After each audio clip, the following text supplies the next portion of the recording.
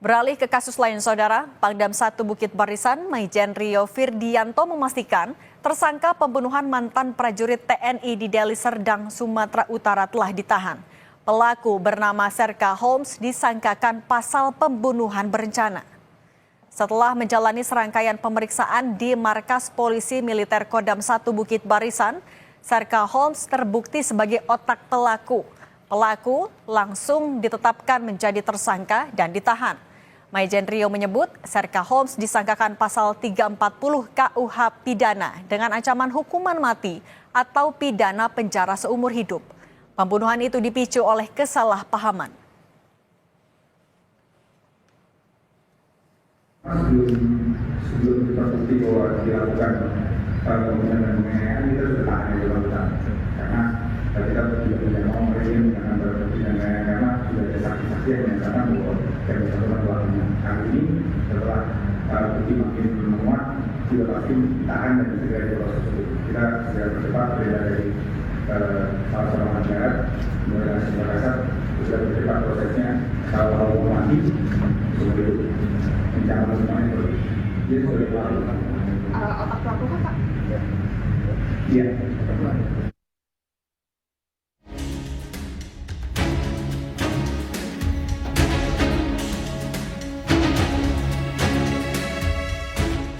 Andreas Sianipar, warga Deli Serdang, Sumatera Utara, tewas usai diculik dan dibunuh Serka Holmes, oknum anggota TNI.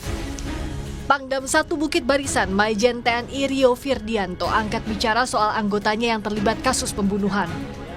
Pangdam memastikan pelaku berpangkat Serka tersebut sudah ditetapkan menjadi tersangka pembunuhan berencana dengan pidana maksimal hukuman mati atau penjara seumur hidup. Pangdam mengungkapkan peristiwa itu dipicu oleh kesalahpahaman yang berawal dari pengambilan kendaraan milik pelaku oleh korban. Itu ada awalnya kesalahpahaman masalah kendaraan pelaku diambil sama korban. Keluarga korban menyatakan awalnya korban dijemput paksa di Jalan Medan Binjai dan kemudian dibawa ke rumah dinas oknum TNI di Asrama TNI Abdul Hamid, Kecamatan Sunggal pada 8 Desember 2024. Saat itu beberapa rekan korban sempat membuntuti mobil yang membawa paksa korban. Namun sesampainya di rumah dinas, para kerabat korban diusir dan diancam oknum TNI dengan membawa senjata tajam.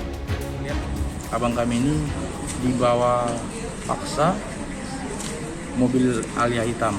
Korban dibawa paksa menuju rumah dinasnya di Asrama Abdul Hamid. Di situ langsung disambut oleh istri si oknum TNI ini dengan ngamuk-ngamuk. Di rumah dinas itu udah kumpul anak-anak muda yang dikumpulkan oleh si Olmes ini dengan sajam-sajamnya. Saat itu tidak diketahui lagi kabar korban. Nah, dan sekarang ya ditemukan korban sudah tidak bernyawa. Kasus yang berawal dari hilangnya Andreas Sianipar dilaporkan adik korban ke Denpom pada 11 Desember 2024.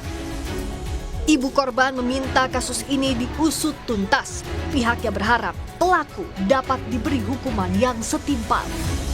Saya sebagai ibunya yang melahirkanlah saya, si Holmes itu harus dihukum mati dan dipecat dari keanggotaan. Juga istrinya ikut terlibat dalam pembunuhan. Jika dia membunuh aku, orang baik itu, dia butuhkan anaknya. Masih ada anaknya 2, laki-laki dan perempuan. Harus dihukum seadil-adilnya kau Holmes. Kejam kali kau yang hidup itu.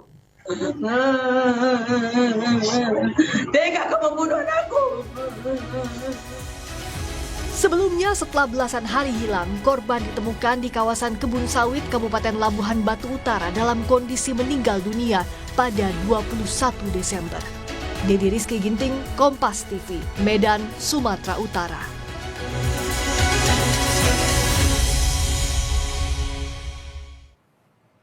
Soal kasus pembunuhan terhadap ex-anggota TNI oleh oknum prajurit, kita bahas bersama Reza Indragiri, pakar psikologi forensik. Mas Reza, selamat petang. Selamat petang.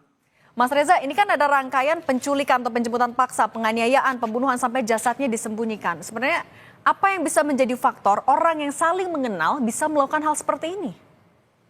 Kemungkinannya hanya dua. Apakah kita sedang berkutat pada aspek emosional ataukah pada aspek instrumental? Motif dan tujuan bisa berbeda. Ambil misal, seseorang punya masalah dengan orang lain, berarti ada latar belakang motif emosional, kebencian, amarah, dendam, sakit hati, putus asa, maupun perasaan-perasaan negatif lainnya. Motifnya emosional. Tapi mungkin saja tujuannya adalah instrumental. Bagaimana pelaku kemudian menghabisi korban, menghabisi orang yang dikenal itu dengan tujuan-tujuan tertentu. Mungkin untuk mendapatkan harta, mendapatkan popularitas, mendapatkan kenaikan pangkat, ataupun tujuan-tujuan instrumental lainnya. Nah, karena pelaku dalam kasus ini disebut-sebut lebih dari satu orang, maka tetap perlu disisir satu persatu. Siapa memiliki motif apa dengan tujuan apa, dan pelaku lainnya memiliki motif apa dengan tujuan apa. Dicek satu persatu. Termasuk juga soal tempat penganiayaan kan di TNI, di asrama TNI. Ini juga kalau dari sisi psikologi forensik, apa yang bisa mendorong penganiayaan bisa dilakukan ya di asrama TNI? Salah satu dari 4 hal yang harus dipertimbangkan oleh pelaku kejahatan berencana, termasuk pembunuhan berencana, adalah resources atau sumber daya. Pemilihan lokasi pembunuhan di tempat yang dikuasai oleh pelaku dapat dinalar merupakan manifestasi bagaimana pelaku sudah mempertimbangkan aspek sumber daya atau resources tersebut. Hitung-hitungan di atas kertas, di tempat itulah dia akan paling menguasai medan, disitulah dia paling mungkin untuk mengerahkan sumber daya yang tersedia, disitulah dia paling memungkinkan untuk melakukan aksinya terhadap korban atau target, disitu pula paling bisa dia mampu menghilangkan jejak-jejak kejahatan dan seterusnya. Dan dengan dugaan motifnya adalah kesalahpahaman, tapi rangkaian penganiayaan dan pembunuhan dilakukan juga bisa bilang itu cukup banyak. Ini artinya dugaan kesalahpahaman ini sebenarnya masih bisa dieksplor lagi, masih bisa didalami lagi. Seperti saya katakan tadi, antara motif dan tujuan boleh jadi tidak sinkron. Tetapi menurut saya perbincangan tentang motif tidak harus menghabiskan banyak waktu. Sepanjang otoritas terkait bisa memastikan bahwa ini merupakan pembunuhan berencana, apalagi yang dilakukan secara berkelompok, maka proses hukum akan bisa berlangsung dengan pengenaan pasal maksimal terhadap pelaku, yaitu pembunuhan berencana dengan ancaman pidana, hukuman mati, ataupun hukuman seumur hidup. Motif relevan untuk dibahas, untuk dicari tahu, tapi bukan merupakan kunci bagi berlanjutnya proses penegakan hukum atas peristiwa ini.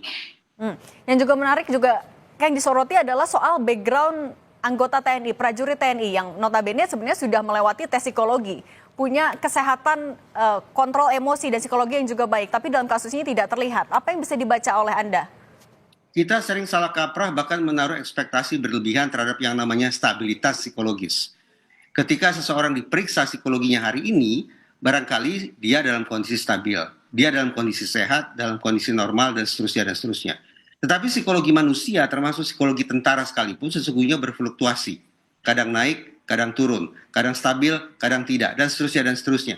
Oleh karena itu, tidak bisa serta-merta kita katakan, atau kita ramal bahkan, bahwa seseorang yang hari ini berdasarkan hasil pemeriksaan psikologi diketahui memiliki kondisi yang baik, maka niscaya seumur hidupnya, seumur karirnya tidak akan pernah melakukan aksi kejahatan atau penyimpangan sama sekali. Itu cara pandang yang keliru yang harus diluruskan tentang pemeriksaan psikologi. Nah, kalau untuk mengusut tuntas kasus ini, artinya apa lagi yang harus dilakukan oleh polisi?